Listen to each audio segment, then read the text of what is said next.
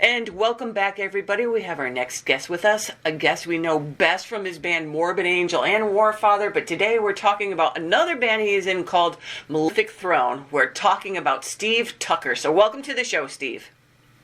How's it going, Jed? It's going pretty good. So Steve, tell us a little bit about this new band that you guys are in, how it was formed, who's in it.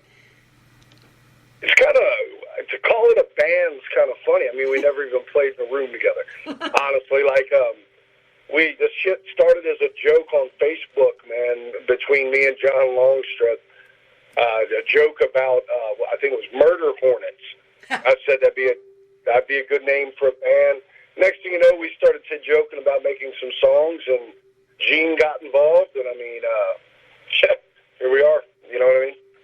Yeah, and you guys got we kind of just tossed around, the idea of doing it. And next thing I know, Gene sent tracks, to John, and then John sent me the tracks with drums and guitar, man, and we were on our way, and then we kind of did a finished version of it a few months later, and it just. I'm honestly, I'm really happy with it. I did the bass and vocals here at home in my home studio, and I had a blast, man. It was great. It was a good time, And you guys have now your debut EP coming out on January 28th. Something you kind of considered releasing independently at first, but then decided to go with Hell's Headbangers instead. So what led you to the decision to let's release this on a label instead of doing it ourselves? Well, it's kind of not really.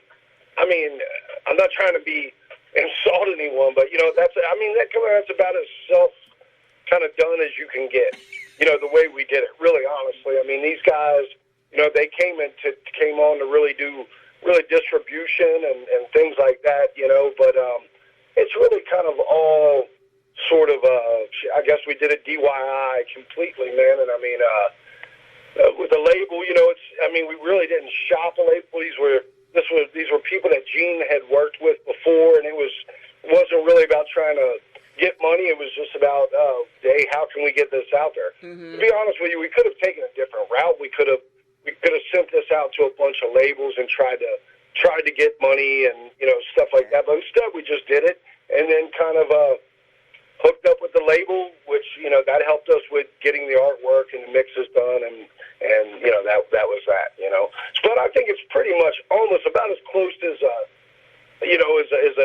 independently released as you can get. Mm-hmm. You know what I mean? Mm-hmm. So tell everybody else. We're talking about Gene and John. So tell everybody else who's in this band. Me, Gene, and John. That's it. I mean, I met these guys back. I think it was.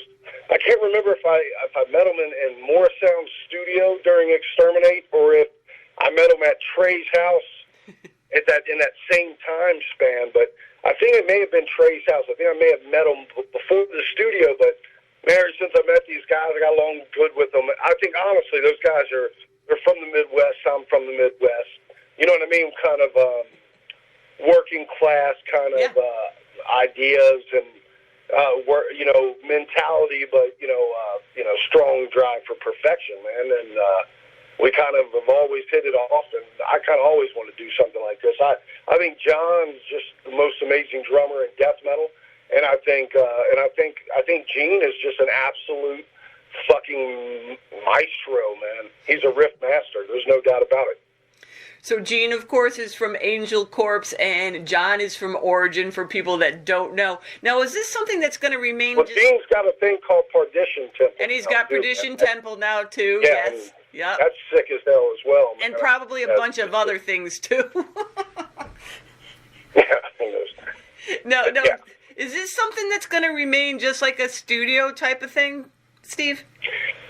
I mean, honestly, I hope not. I mean, but to be honest, it would, if we did much, it would probably be maybe some festivals here or there, mm-hmm. But who knows, man? Who knows? I mean, honestly,